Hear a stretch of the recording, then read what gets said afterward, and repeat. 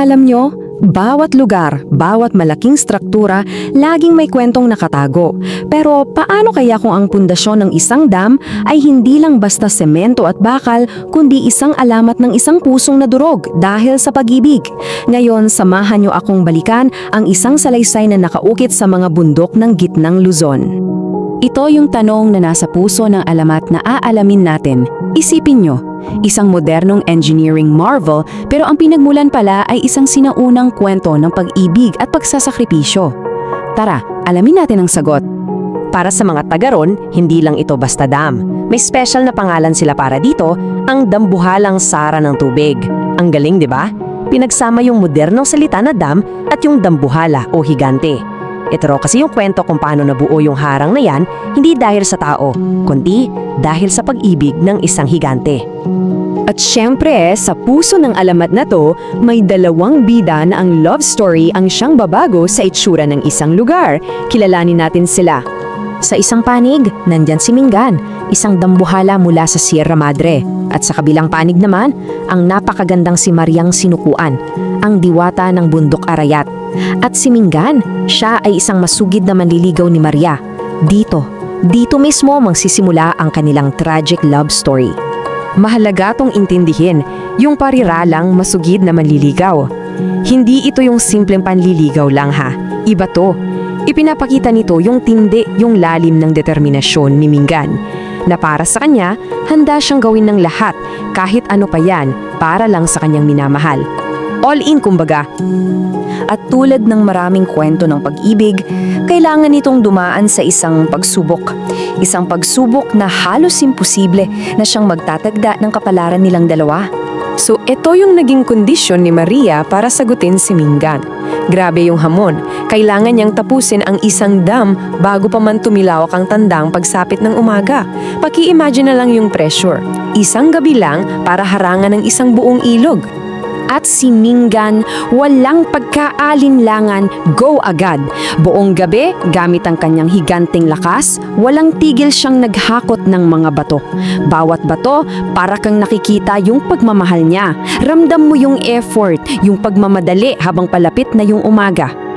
Ngunit, habang si Mingan ay todo kayod sa pagpapatunay ng kanyang pag-ibig, si Maria naman nagkaroon ng isang malalim na realisasyon. Dito na magsisimulang umikot ang kwento. Kasi napaisip siya ang pag-ibig ba ay tungkol sa pagkaari o ito ba ay tungkol sa pagpapalaya? Yan yung tanong na biglang pumasok sa isip niya at nagbabago sa lahat. At ito yung naging sagot niya sa sarili niya. Bigla niyang naunawaan na ang lahat ng nilalang ay dapat manatiling malaya, na ang tunay na pag-ibig ay hindi dapat maging dahilan para mangulong. Isang napakagandang aral, di ba? Dito niya nakita yung problema, yung dam na dapat sana'y simbolo ng pag-ibig ni Mingan magiging isang bilungguan pala para sa mga isda at sa mismong ilog. Ang isang dakilang gawa ng pagmamahal ay magiging isang hawla. Ang sakit isipin, di ba? So nahati yung puso niya sa pagmamahal niya kay Mingan at sa paniniwala niya sa kalayaan. At dahil sa realisasyon na to, gumawa si Maria ng isang desisyon. Isang desisyon na, nako, ito na yung magiging kasukdulan ng kanilang trahedya. Isang simpleng utos lang, pero ito na yung nagtakda ng kapalaran ni Mingan. Pinatilawak niya ang tandang ng mas maaga. Isang senyales na tapos na ang oras, kahit hindi pa naman talaga.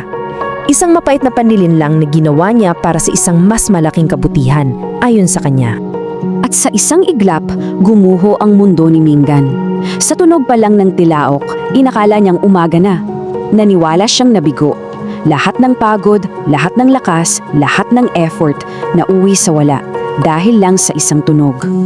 Pero sa gitna ng kabiguan, dito natin masusukat kung gaano kadakila ang pag-ibig niya. Paano niya hinarap ang kanyang durug na puso. At ito yung nagpapakita ng lahat. Sa kabila ng sobrang sakit, tinanggap niya ang kabiguan.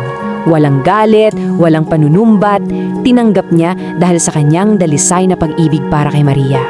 Yung dalisay na pag-ibig, ito yung pag-ibig na walang hinihinging kapalit. Yung pag-ibig na inuunang kapakanan ng minamahal.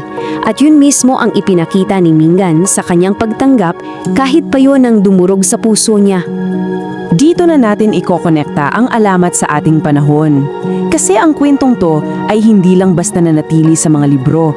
Ito'y buhay at nauukit sa mismong lupa.